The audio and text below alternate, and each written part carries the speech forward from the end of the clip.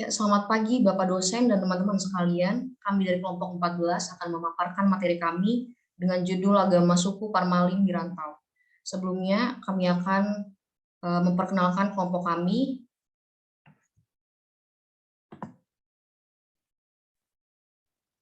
Yang pertama Demori Siahaan, Gabriela Lumbangao, Carlos Simanjuntak, Zevanya Omanik, Niken Aritonang, Hitler Simanjuntak, Yosua Gultom, Rinaldo Panggabean, Titin Sia Situmeang, Anja Sitanggang, Herlina Huta Barat, dan Siska Octavia Barus Teguh.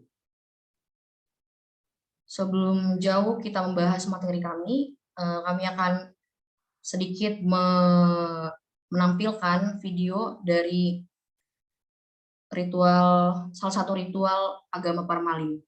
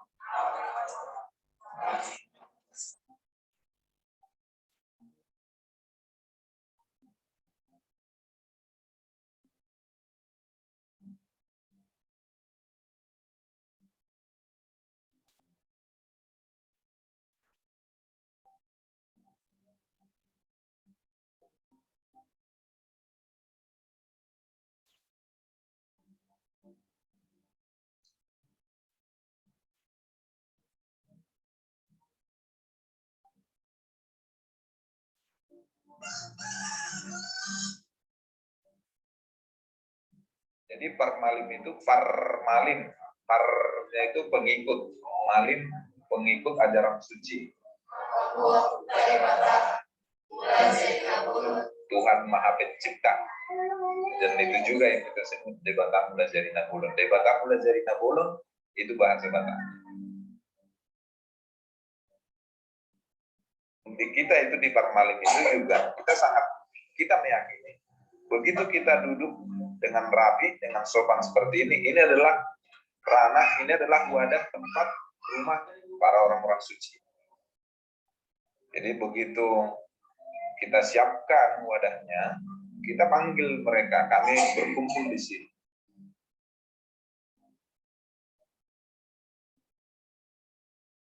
Malam itu ada namanya 7 aturan yang harus kami ikuti. Salah satunya itu adalah mangan napaet. Jadi mangan napaet itu kami lakukan sekali setahun. Tujuannya itu ada 2.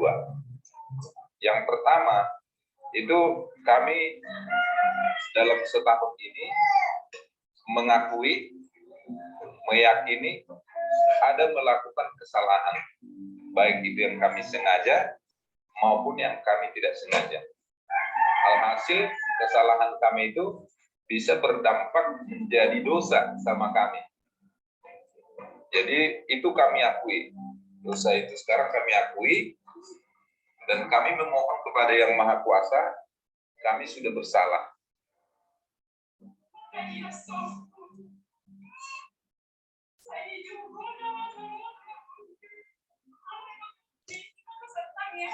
Sehingga kami mohon diampuni dosa kami, baik yang kami sengaja maupun yang tidak kami sengaja, supaya kami bisa berbebas dari dosa tersebut. Dengan napaet itu menggambarkan kepahitan. Pahit karena tadi kan kita berdosa, dosa itu kita anggap pahit, dan isinya itu adalah pahit, asam, asin, pedas, serat, keset, campuran. Itu ada 7. Daun pepaya, ada kita sebut inggir-inggir, itu pahit, itu bulatan kecil, jadi totalnya itu adalah 7.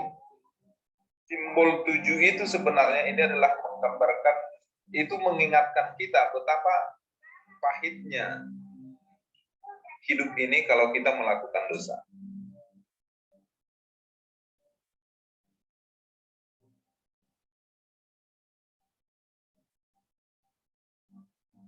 Kalau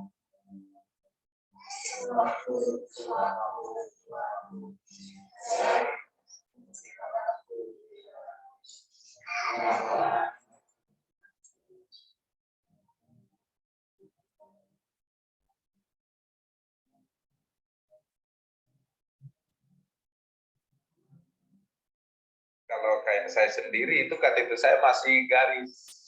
Paling kalau tulis tangan pasti saya tulis permali atau kepercayaan gitu misalnya kan. Tapi kalau yang komputerisasi itu sudah nggak bisa. Itu memang sebuah kesulitan sebenarnya sama kami. Ya, karena setiap berurusan dengan pemerintah itu pasti itu dipersoalkan. Jadi pasti ada argumentasi di sana, ya. Itulah sebuah menurut kita sih sebuah kesulitan. Ya. Tapi menurut yang kemarin itu putusan terakhir MK kan sudah pasti sudah bisa gitu. Tapi untuk saat ini itu juga masih ada kendala di lapangan. Sepertinya apa yang dari atas itu belum benar-benar disosialisasi ke bawah. Sehingga kita masih, meskipun misalnya ada teman kita yang bawa suratnya, itu belum semua terlayani dengan sama seperti Bapak dan Ibu mungkin ya harus buat KTP langsung klop jadi gitu. Oh, enak banget. Seandainya kami begitu, aduh enaknya ber-Indonesia kan begitu.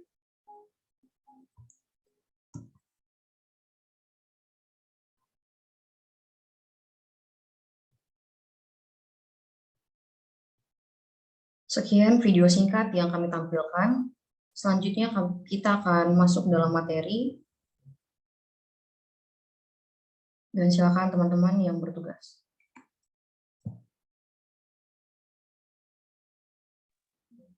Ya, baik. Di sini saya akan menjelaskan lokasi sosiogeografis agama suku Parmalim.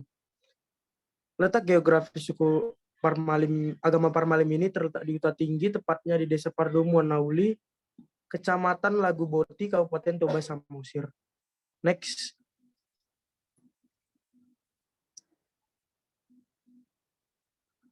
Keadaan sosial agama Parmalim ini kurang mendapat perhatian baik dari pemerintah maupun dari masyarakat setempat. Penganut gereja arus utama sering menjustifikasi Parmalim sebagai kelompok masyarakat yang menyembah roh nenek moyang atau sepele begu. Lalu next.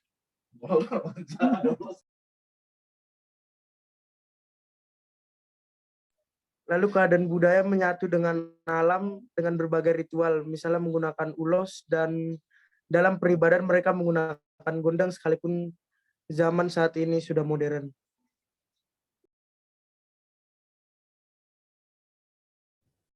Baik, selanjutnya kita akan masuk pada pokok-pokok ajaran agama suku Parmalim. Di mana di sini kami membuatnya yaitu menganut kepercayaan kepada Mula Jadi Nabolon. Sama halnya dengan agama Parmalim yang ada di Toba dan di Medan, agama suku Parmalim yang ada di suku Rantau sama menyembah kepada Mula Jadi Nabolon, di mana ini merupakan sebuah kepercayaan terhadap dewa Mula Jadi Nabolon, dan ajaran ini sudah ada sejak dahulu kala. Bagi penganut agama Malim meyakini dan memahami bahwa Dewata Mula Jadi Nabolon adalah pencipta segala sesuatu, mulai dari manusia, hewan, tumbuhan, air, tanah, dan lain sebagainya.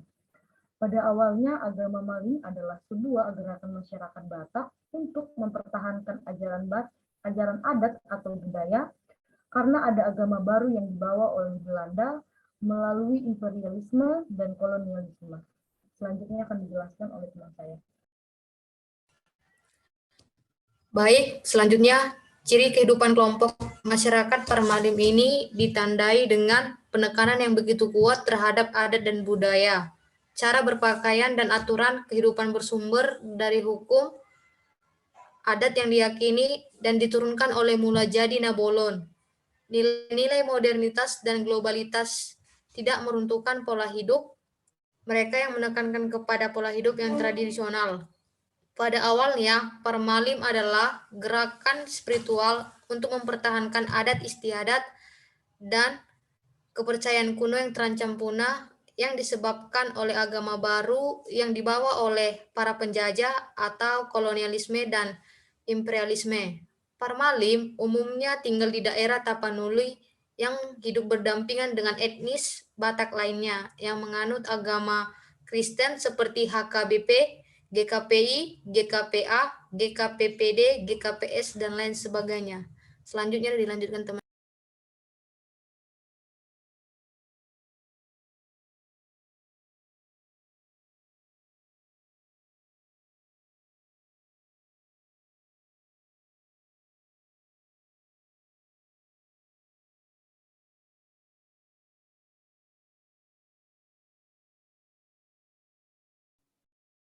Selanjutnya kita masuk ke dalam ritual agama Parmalin. Dalam Parmalin sendiri ada 7 ritual atau rutin di hari Sabtu. Nah, peribadahan ini biasanya dilakukan setiap minggu, sama seperti agama-agama lainnya. Agama Parmalin juga punya ibadah rutin setiap minggunya, yaitu hari Sabtu. Lalu ritual dalam Parmalin ini pakaiannya itu adalah, bisa kita lihat di gambar di atas kepalanya itu seperti menggunakan sorban dan menggunakan ulos berwarna coklat ataupun hitam, dan untuk laki-laki sendiri bawahannya itu seperti menggunakan sarung. Lalu kenapa sih dibuat hari Sabtu dalam penempatan ritual ini? Karena menurut sejarah Parmalin sendiri, hari Sabtu itu adalah hari ke-7 dalam agama mereka, dan si Borudak Parujar itu menggunakan harinya sebagai hari beristirahat atau sebuah hari tanpa aktivitas. Lalu next,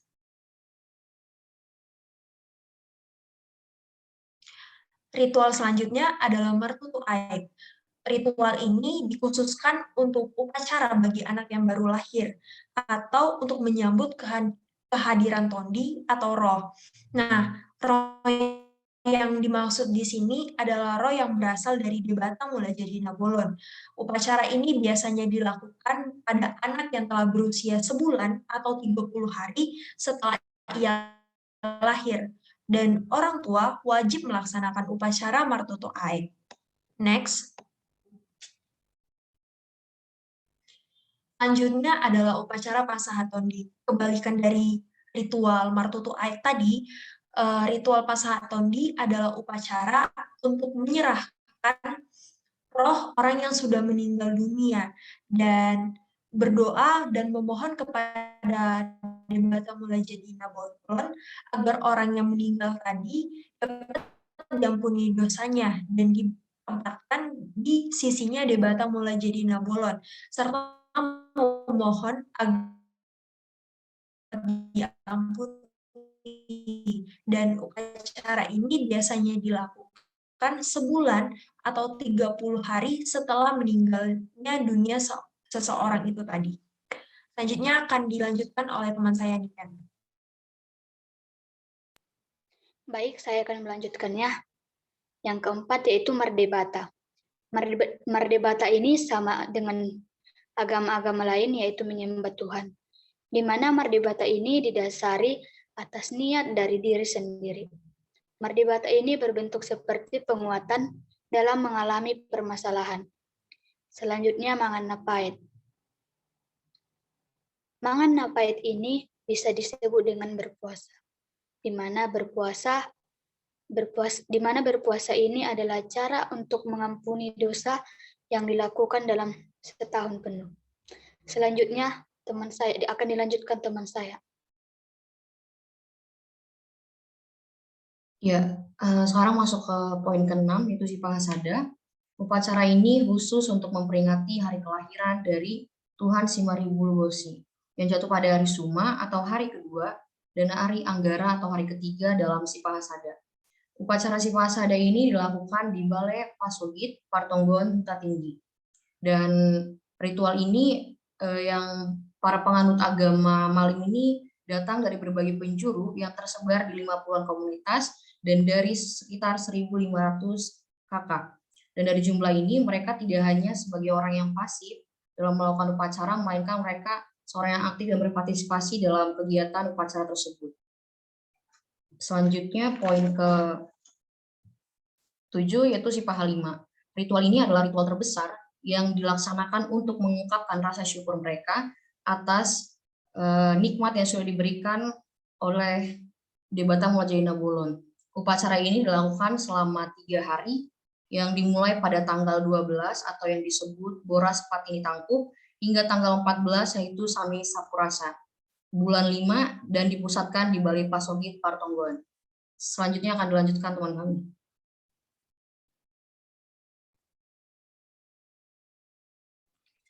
Oke, kita masuk ke dalam mitos agama suku Parmalim di perantauan.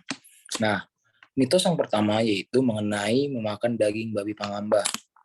Nah, di dalam agama Parmalim ini menuntut kesucian jasmani dan rohani.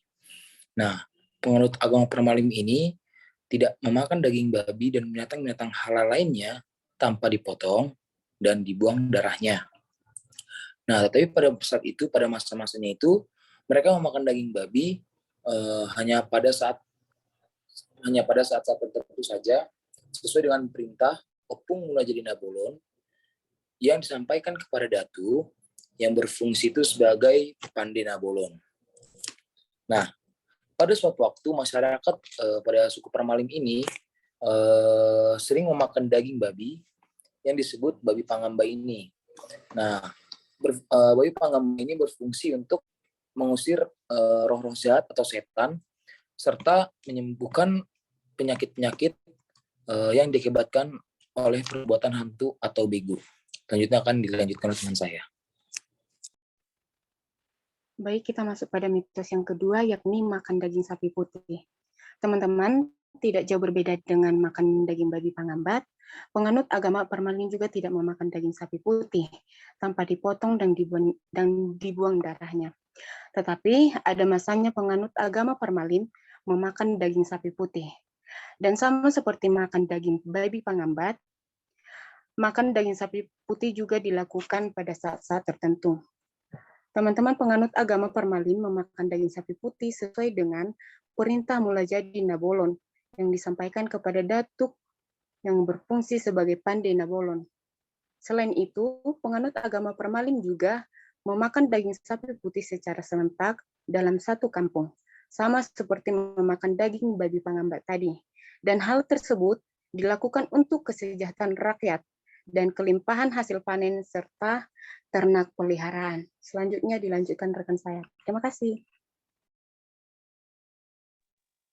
Baik, selanjutnya kita masuk ke dalam mitos agama Parmalim yang ketiga, yaitu lambang 3 ayam di atas balai rumah ibadah atau yang disebut Balai Pasogit. Dalam rumah ibadah atau di Balai Pasogit, agama Parmalim terdapat lambang 3 ayam yang berbeda yang memiliki makna yang berbeda dari setiap lambang ayam tersebut. Dan dalam setiap lambang ayam tersebut memiliki warna tersendiri dan makna tersendiri, yang dimana ayam yang berwarna hitam itu melambangkan suatu kebenaran, ayam yang berwarna putih itu melambangkan suatu kesucian, dan ayam yang berwarna merah itu melambangkan suatu kekuatan dan lambang kekuasaan. Ketiga lambang tersebut merupakan lambang Partondion atau yang disebut keimanan. Ketiga warna ini juga merupakan warna dalam budaya Batak Toba yang juga diyakini sebagai tempat berdiamnya para debata, dan juga konon katanya dalam ajaran Parmalim ada 3 Partondion yang diturunkan di Batak ke tanah Batak. Yang pertama Batara Guru, yang kedua Debata Sori, dan yang ketiga Bala Bulan. Materi selanjutnya akan disampaikan oleh teman kami. Oke, baik. Saya akan melanjutkan, yaitu keadaan terkini agama suku Parmalim. Nah, yang pertama kita bisa melihat poinnya, yaitu agama yang mempertahankan eksistensi keberadaan dirinya. Maksudnya di sini yaitu agama suku ini yang tetap bertahan dan tidak meninggalkan ajarannya. Walaupun pada zaman sekarang kita bisa melihat zaman masa kini 4.0 begitu. Dan mereka tetap berpendirian akan ajaran yang mereka miliki. Dan juga kehadiran agama Parmalim ini itu bagaikan mata air atau mual begitu, yang melahirkan generasi-generasi penerus untuk mengikuti terus tradisi mereka, jadi tidak akan punah begitu. Dan juga mereka tidak terkungkung pada satu tempat saja, tetapi mereka berada di banyak wilayah, bahkan di kota-kota besar seperti Jakarta. Dan mereka mengakui akan kepercayaan yang mereka miliki. Dan mereka tidak malu akan kepercayaan itu tersebut begitu. Dan juga mereka tidak malu akan jati diri mereka sebagai agama Parmalim. Walaupun mereka berada di rantau, mereka tetap mempertahankan eksistensi keberadaan diri mereka. Dan juga yang kedua kita bisa melihat yaitu agama suku yang berbaur dengan situasi modern.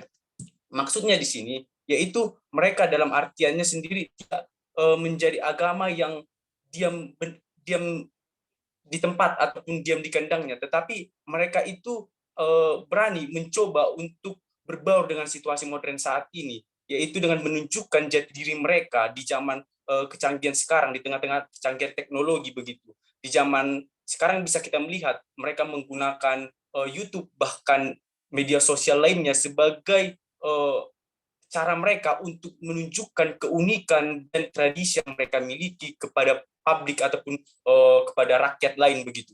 Dan juga di zaman modern ini mereka menjadi setara dengan orang lain begitu. Jadi tidak ada perbedaan lagi. Mereka tidak merasa berbeda dengan yang lain karena mereka tampil akan perbauran modern yang mereka miliki begitu. Dan juga mereka lah yang dengan inilah mereka dikenal oleh banyak orang. Melalui perbauran dengan modern ini mereka dikenal oleh banyak orang, dan tetapi mereka tetap mempertahankan itu semua walaupun mereka mengikuti generasi modern, tetapi mereka tetap mengikuti tradisi yang mereka miliki di tengah-tengah perkembangan modern. Jadi mereka berbaur dengan situasi modern saat ini.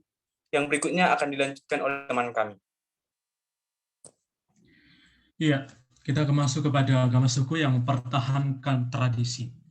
Nah, agama Parmalim ini mempertahankan adat istiadat, di mana mereka itu mempertahankan, dapat kita lihat dari sudut eksistensi, di mana secara eksistensi Parmalim ini sering atau mempertahankan adat dan budaya Batak Toba di era modern ini. Namun juga difokuskan pada Parmalim ini difokuskan kepada ritus ibadah, di mana Parmalim selalu mempertahankan nilai-nilai serta ciri khas dan bahkan adat istiadat seperti dan contoh ritual seperti dari teman-teman yang jelaskan melalui Mangan Napaet, Pasahaton di Marhari Sabtu, Martutu Aek, Merdebata, Sipaha Lima, Sipaha Sada. Jadi teman-teman, dalam Parmalim ini juga bagaimana mereka itu selalu dimanapun mereka berada, baik di daerah Toba dan bahkan di daerah Jawa sana, masih mempertahankan tradisi-tradisi agama aliran suku mereka. Dan selanjutnya kita masuk kepada tantangan aliran Parmalim di masa kini. Teman-teman, ada beberapa banyak tantangan sebenarnya aliran Parmalim ini. Bahkan di seluruh Indonesia juga, dan beberapa daerah belum mengetahui aliran Parmalim ini sebenarnya. Namun dalam hal ini Parmalim ini masih tidak merasa terpengaruh oleh agama-agama lain dan bahkan aliran-aliran lain tertentu begitu. Namun dalam kehidupan bersosial Parmalim ini masih kurang dipahami oleh pemerintah setempat dan bahkan masyarakat setempat. Bahkan pemerintah juga tidak mengakui bahwa aliran Parmalim itu adalah agama, tetapi mengakui bahwa aliran Parmalim ini adalah sebuah aliran. Dan bahkan teman-teman akan dilanjutkan teman saya untuk penjelasannya. Ya baik, terima kasih. Selanjutnya kita akan masuk kepada pembahasan agama Parmalim saat ini masih eksis di tengah-tengah masyarakat, terkhusus di perantauan. Nah, di sini agama Malim, mereka masih menampilkan ciri khas, yaitu adat dan budaya Batak Toba, tanpa tergerus oleh modernitas dan arus globalisasi. Meskipun mereka berada di tengah-tengah masyarakat yang didominasi umat beragama, di sini Parmalim tetap menunjukkan keberadaan mereka di tengah-tengah masyarakat, yang terkhusus di tengah budaya yang populer, yang digandrungi masyarakat. Mereka tetap eksis mempertahankan adat dan budaya Batak Toba sebagai nilai-nilai keyakinan dan berbagai ritus yang ada dalam keyakinan Parmalim. Nah, di sini juga teman-teman bahwa Permalim telah menjadikan adat dan budaya Batak Toba sebagai way of life atau jalan hidup mereka, dan juga sebagai kepercayaan dan keyakinan agama Parmalim. Dengan cara seperti inilah, maka agama Malim mampu bertahan di tengah gempuran berbagai arus modernisasi dan globalisasi. Nah, pada faktanya juga bahwa Parmalim ini tidak hanya mampu eksis, justru mereka juga mampu merambah ke pusat kota metropolitan yang terkhusus misalnya di Jakarta gitu. Dan juga di sini kesetiaan dalam menjalankan ajaran menjadi salah satu kunci utama bagi Parmalim dalam mempertahankan keberadaan dan eksistensi mereka untuk mempertahankan adat dan budaya Batak Toba dalam setiap ritus yang mereka jalankan. Di sini juga dengan derasnya arus modernitas dan globalisasi yang membawa perubahan yang begitu cepat, hal ini tidak mampu mengubah tradisi dan kebiasaan yang dilakukan oleh para penganut agama Malim, dan juga budaya yang populer yang menjadi salah satu ciri dari modernitas dan globalisasi tidak mampu mereduksi nilai-nilai tradisional yang dihidupi oleh sekelompok agama Malim. Di sini juga kesetiaan dan keteguhan para penganut agama Malim dalam menjalankan ritus, upacara, dan juga nilai-nilai adat dan budaya menjadi senjata andalan untuk menangkal berbagai dampak yang dibawa oleh arus modernitas dan juga arus globalisasi. Nah, demikianlah teman-teman hasil presentasi dari kelompok kami, kelompok 14. Kami ucapkan terima kasih kepada Bapak dosen dan juga kepada teman-teman. Sekian dan terima kasih. Sekarang saya kembalikan kepada moderator.